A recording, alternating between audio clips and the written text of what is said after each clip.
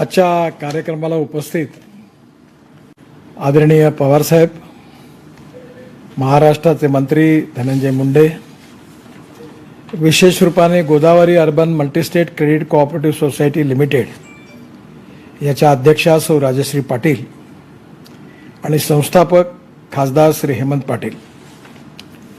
श्री हेमंत पाटील यांनी मला आग्रहाने आजच्या कार्यक्रमाचं निमंत्रण दिलेलं होतं. मी कबूल पण केलेलं होतं, परंतु आकस्मिक येणाऱ्या अडचणीमुळे मला आज नांदेडचा दौरा रद्द करावा लागला. त्यामुळे उपस्थित राहू शकलो नाही. याबद्दल मी आपल्या सगळ्यांची क्षमा मागतो. खरं म्हणजे सहकार क्षेत्रामध्ये काम करत असताना त्या सहकार क्षेत्रामध्ये एवढं मोठं यश मिळवणं हे कठीण पण आहे आणि कौतुकास्पद पण आहे. विशेषतः या संस्थेचा जो आलेख आहे तो फारच महत्त्वाचा आहे.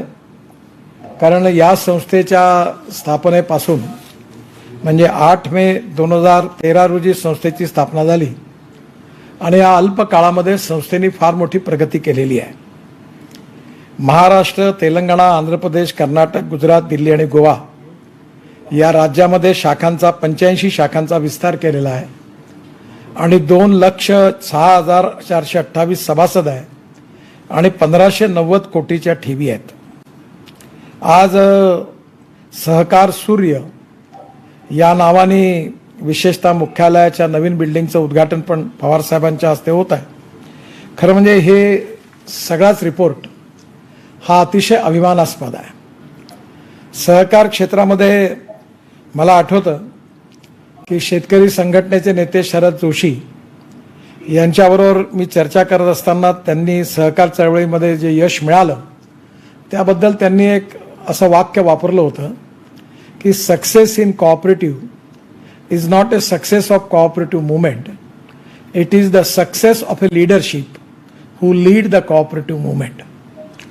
त्यांच्या म्हणण्याचा अर्थ असा होता की संस्थेचा जो यश मिळतं त्या यशाचा संबंध संस्थेच्या नेतृत्वाशी असतो. ही गोष्ट प्रत्येक ठिकाणीच लागू होते. मग ती शिक्षण संस्था असो, उद्योग असो, सहकारी संस्था असो. सहकाराचं प्रिन्सिपल, सहकाराचं तत्व अतिशय योग्य आहे, परंतु सहकाराचं नेतृत्व त्या सगळ्यापेक्षा महत्त्वाचं आहे.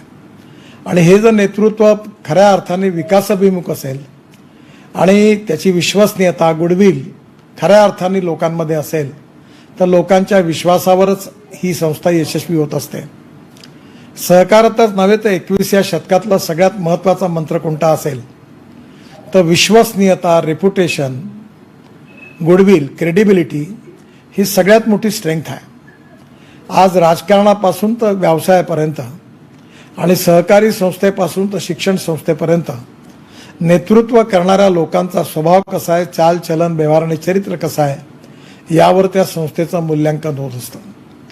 आज मला या गोष्टीचा आनंद आहे की हेमंत पाटलांनी आणि त्यांच्या पत्नींनी या संस्थेला एवढं चांगलं नेतृत्व दिलं, एवढी चांगली विश्वसनीयता निर्माण केली की ज्यातून आज 1,600 कोटी रुपयाचं जवळपास डिपॉझिट मिळालं आणि भारतातल्या कानाकोपऱ्यात संस्थेच्या शाखा निर्माण झाल्या आणि त्यांनी अतिशय यशस्वीपणे फार कमी वेळामध्ये हा एवढा प्रगतीचा आलेख त्यांनी तयार केला.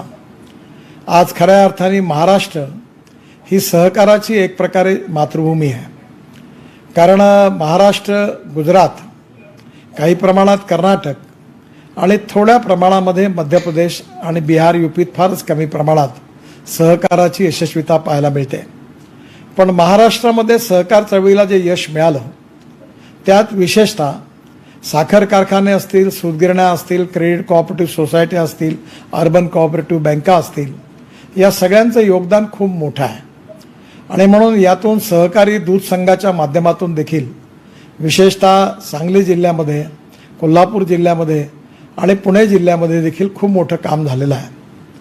ग्रामीण भागामध्ये, कृषी क्षेत्रामध्ये देखील आपण सिंचनाच्या सोयी मोठ्या प्रमाणात वाढवलेल्या आहेत. आज दुष्काळी भागामध्ये पाणी पोहोचवण्याचा प्रयत्न आहे, पण या प्रयत्नातून जी आर्थिक सोबतता येणार आहे ती खऱ्या अर्थाने त्यात व्हॅल्यू ॲडिशन करायचं असेल तर सहकारी चांगल्या संस्था स्थापन करण्याची गरज आहे.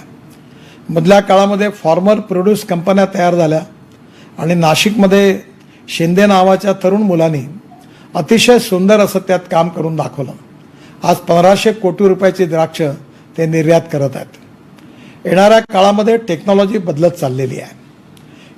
विशेषतः शेतीचं यांत्रिकरण होत असताना केवळ ट्रॅक्टरच नाही तर स्प्रेइंगपासून अनेक गोष्टी आता तांत्रिकदृष्ट्या लागणार आहे आणि एका शेतकऱ्यांनी ते विकत घेतो म्हटलं तर त्याला कॅपिटल कॉस्ट खूप लागणार आहे। पण आपण शेतकऱ्यांनी मिळून, सोसायटी मिळून किंवा फार्मर प्रोड्यूस कंपनी मिळून जर आपण ड्रोनसारख्या वस्तू विकत घेतल्या तर ड्रोनच्या माध्यमातून आपण जर स्प्रेइंग केलं तर शेतकऱ्याचा मोठ्या प्रमाणात फायदा होतो आहे। आमच्या भागामध्ये आम्ही आता ऊसाच्या शेतीवर ड्रोनमधून स्प्रेइंग केलं आणि विशेषतः नॅनो युरिया वापरला। 500 ml ची बॉटल RCFची जी आहे नॅनो युरियाची, ती एका पोते युरियाच्या बरोबर आहे आणि आपण जेव्हा युरिया फेकतो तेव्हा 70% युरिया वेस्ट होतो आणि 30% प्लांटला जातो। पण आपण जेव्हा आपण ड्रोनच्या साह्याने त्याचं स्प्रेइंग करतो तर आणि आपण नॅनो युरिया वापरतो तर 70% युरिया प्लांटला जातो आणि 30% युरिया फक्त त्याचं वेस्ट होतं आणि त्यामुळे आपल्या शेतीमध्ये आज किफायतशीर मार्गाने आपल्याला 4 ठिकाणच्या ऐवजी 2च पोते वापरून आपलं काम होऊ शकतं। परंतु हे सगळं यांत्रिकीकरण करण्याकरता जी कॅपिटल कॉस्ट लागणार आहे, ड्रोन विकत घेण्याकरता, ट्रॅक्टर विकत घेण्याकरता, हार्वेस्टर विकत घेण्याकरता, यात ग्रामीण भागामध्ये फार्मर प्रोड्यूस कंपनी किंवा सहकारी संस्थेच्या माध्यमातून हे करता येण्यासारखं आहे। यावर्षी महाराष्ट्रामध्ये मोठ्या प्रमाणात ऊस कटाईच्या बाबतीत अडचणी निर्माण झाल्या। येणाऱ्या काळामध्ये ऊसाचं क्षेत्र वाढतं आहे, त्यामुळे याही क्षेत्रामध्ये विशेषतः हार्वेस्टर आणून आपल्याला ऊसाची कापणी करावी लागणार आहे। जसं दुधाच्या क्षेत्रात आपण यश मिळवलं, विशेषतः दुधाच्या बरोबर आता चारा आपण मोठ्या प्रमाणात गोळा करायला सुरुवात केली।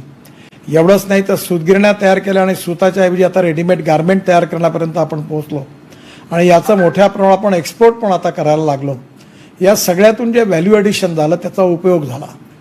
आमच्याकडे विदर्भामध्ये अमरावती जिल्ह्यामध्ये कापसावर प्रक्रिया करणारे जवळपास 27 उद्योग अमरावतीच्या नांदगाव याच्यात एरियात आले आणि त्यातून जवळपास 18,000 तरुण मुलांना रोजगार मिळाला।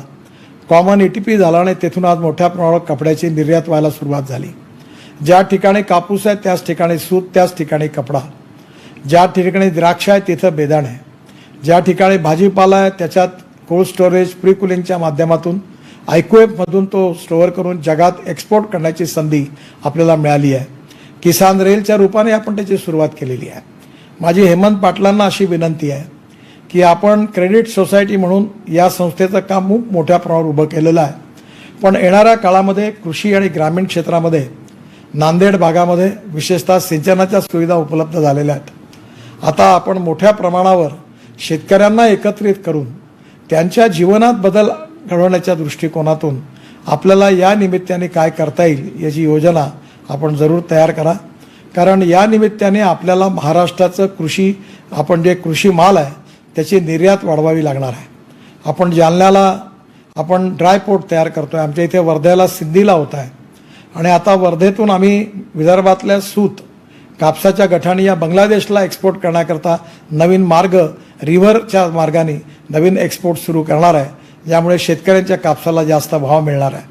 त्यामुळे माझी आपल्याला विनंती अशी आहे की येणाऱ्या काळामध्ये ग्रामीण इकॉनॉमी, कृषी आणि ग्रामीण क्षेत्र हे समृद्ध संपन्न होण्याकरता जे डिपॉझिट आपल्याला या सोसायटीच्या निमित्ताने जनतेला मिळालेला आहे त्याचा उपयोग योग्य प्रकारे करून ग्रामीण भागामध्ये वेल्थ वाढवण्याकरता, नवीन रोजगार निर्माण करण्याकरता आणि विकासाकरता कसा करता येईल याचा जास्तीत जास्त उपयोग निश्चितपणे आपण केला पाहिजे। मला अतिशय आनंद आहे की हेमंत पाटील यांनी सहकार क्षेत्रामध्ये जसं मल्टी स्टेट कोऑपरेटिव्ह सोसायटी ही गोदावरी अर्बन मल्टीस्टेट यशस्वी केली, तसंच त्यांनी कृषी आणि ग्रामीण क्षेत्रामध्ये आणि विशेषतः नांदेड जिल्ह्यामध्ये जे शेतकऱ्यांची पिकं आहेत त्या पिकांमध्ये व्हॅल्यू ॲडिशन करून त्याचं एक्सपोर्ट करण्याच्या संदर्भात विचार करावा। त्यांना नांदेड भागामध्ये शेतमालाला निर्यात करण्याकरता ज्याप्रमाणे आपण जालन्याला एक ड्रायपोर्ट केलं, आता सिंधीला केलं, आपण असंच नाशिकलाही करतो आहे, एक तिकडे सांगलीला करायचं आहे, सोलापूरलाही करायचा विचार करतो आहे। नक्कीच आपण नांदेड जिल्ह्यात देखील ड्रायपोर्ट तयार करू जिथून एक्सपोर्ट आणि इम्पोर्ट डायरेक्ट होईल आणि आपल्या विकासामध्ये नक्कीच त्याची भर पडेल।